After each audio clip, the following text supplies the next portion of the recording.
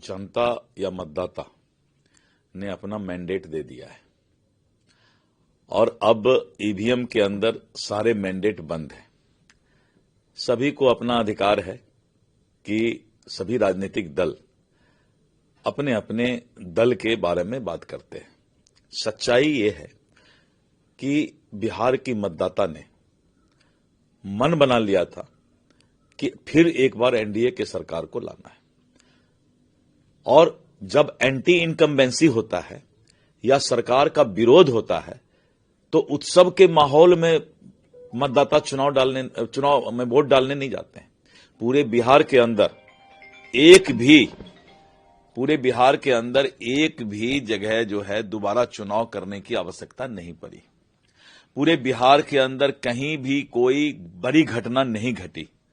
ये pro government स्पष्ट बताता है कि इसका मतलब है कि किसी तरह का सरकार के प्रति रोष नहीं था, और यही कारण था कि सभी लोग साइलेंटली अपना वोट डालने का काम किए। तो एंटी इनकम्बेंसी जब होता है तो अलग तरह का नजारा होता है। लेकिन आपने ये जो मतदान हुआ है पूरे देश में, ये आजादी के बाद पहला मतदान है जहां पर इतना वोट रेशियो बढ़ने के बाद भी शांतिपूर्वक चुनाव हुआ है। और जब शांतिपूर्वक चुनाव हो तो समझ जाइए सरकार के प्रति मतदाताओं का रुझान है और फिर एक बार एनडीए सरकार बनने जा रही है। तेजस्वी यादव दावा कर रहे हैं, आप देख ही रहे हैं। अखिलेश यादव का भी कहना है, जो समाजवादी पार्टी के प्रमुख है, उत्तर प्रदेश के हैं, वो कह रहे हैं कि बिहार में जो वोटिंग हुआ है वो बदलाव के लिए वोटिंग। देखिए, उन्होंने कहा कि ना कोई खुशी ना गम,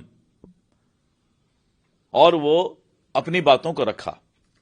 तो मैंने उनका जवाब दिया कि ना खुशी ना गम, और राहुल गांधी तेजस्वी यादव उपयोग करें हाइड्रोजन बम। वो लोग तो हाइड्रोजन बम का उपयोग करने लगते हैं राजनीति में। अब सोचिए, राजनीति में कहीं बम की चर्चा की जाती है क्या? ये लोग खिसियाई बिल्ली खंभा नोचे, वही हाल है। और देखिए, जिस तरह से साइलेंट वोट हुआ है, ये स्पष्ट बता रहा है कि सरकार के लिए लोगों ने फिर से एक बार एनडीए सरकार आए, इसके लिए वोटिंग किया है।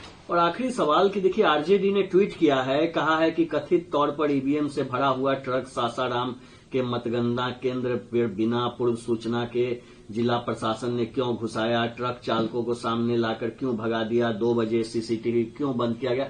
एक तरह से सीधा सीधा ये वोट चोरी का आरोप आप लोगों पर लगा रहे हैं, एडमिनिस्ट्रेशन पर लगा रहे हैं। इनको तो सबसे पहले माफी मांगना चाहिए।